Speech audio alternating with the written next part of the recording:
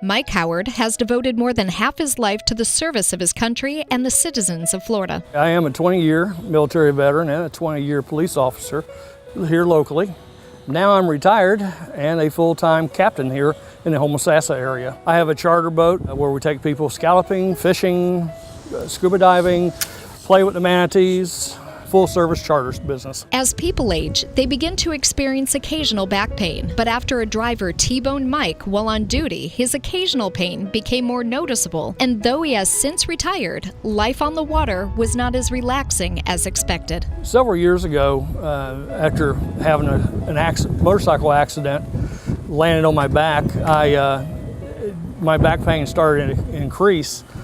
I chalked it up to a little bit of old age and arthritis. After retiring from the police department and being on the boat full time, my number one concern is the safety for my clients.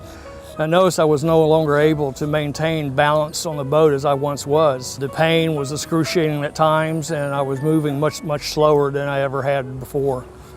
So I started looking into what problems possibly could be, and every turn I made, it looked like we were looking at surgery. His continual pain stopped him from enjoying the new life he so deserved. I had a very limited movement in the lower back. The pain was very sharp at times. It was always there. It was a very chronic pain, but times where if I was just to bend over to hook the boat up, I would be almost literally stuck in that position for a while because it would be so painful that I wouldn't be able to stand up straight. I was unable to, a lot of times, even maintain proper balance on the boat. I caught myself at times stumbling, trying to catch my balance, and that was very unusual for me. Usually I'm pretty agile on the boat and will walk the gunnels, and I found myself more and more likely to be holding onto a railing than not. The pain I was going through really stopped a lot of my social activities.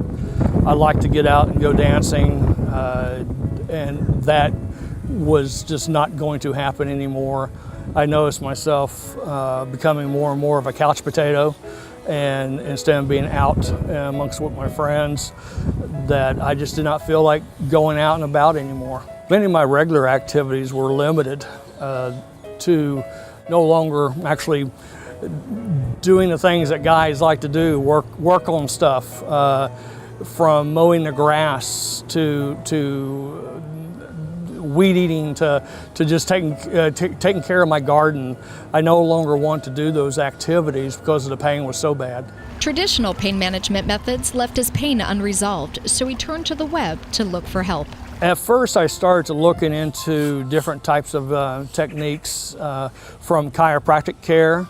I did have pain management care for over a year, where we did injections into the back, even had several epidurals done. And these were just a very short temporary fix. I just could not continue just doing a drug regimen. I found out about the Bonati Institute just strictly from going online. Throw in some of those Google words and start looking at different places that did advertise, that did have a lot of testimonials about them.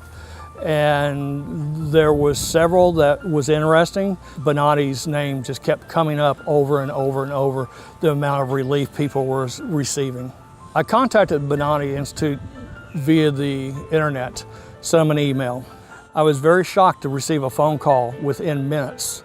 They went over a lot of details with me, how I was feeling, what they thought they could possibly do for me, and we immediately started looking into releasing medical records.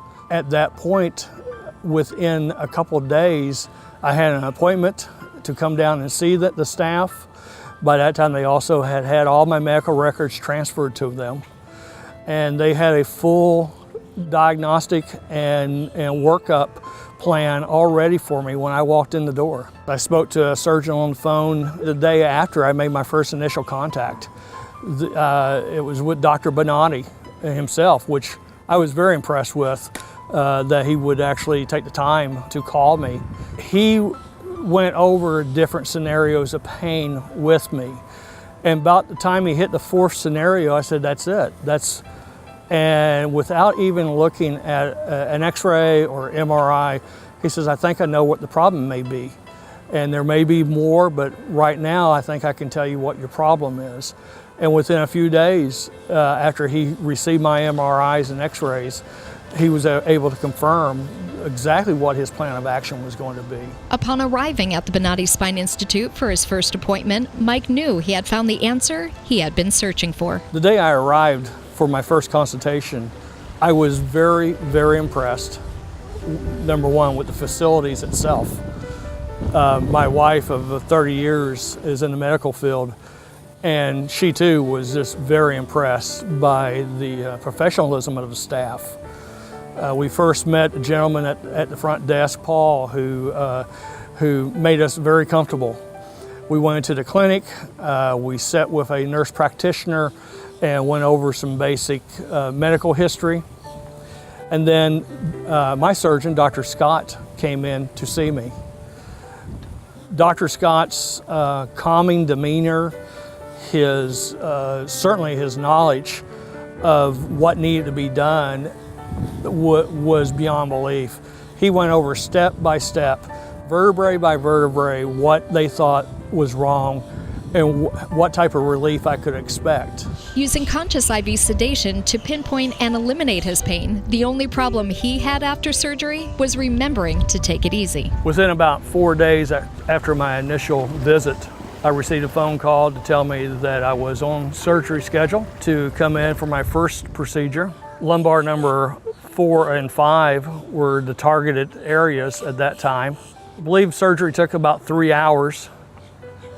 And it was the first time I've ever had surgery where I was awakened during the surgery procedure, which was a little strange to say the least. But it was fully explained to me that I needed to help guide the doctor's hands to the right places. And by watching a monitor, by knowing what to expect, the surgeons were able to very quickly work through what they found to be a problem in that area. Within a few minutes of surgery being over with, I was totally amazed that I was actually standing up. I've had a couple other surgeries before, and where you're groggy and you're immediately in bed, certainly for 24 hours, you don't want to budge. I was ready to get up and go someplace.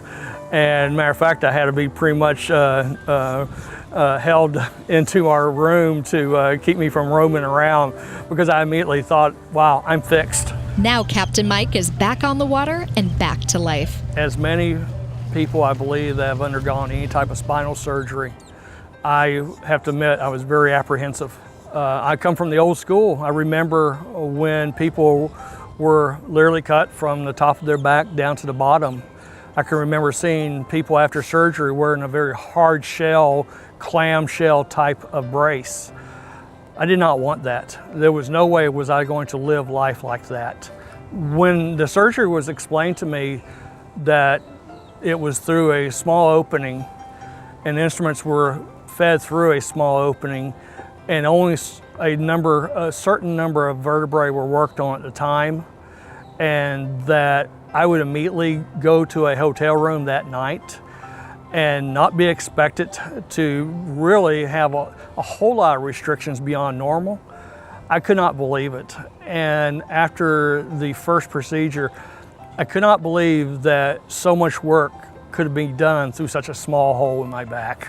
I was amazed. I'm back out on my boat again, fishing. I'm actually do spend a little bit of time on my tractor, doing a little mowing, a little plowing every once in a while. I have my life back again.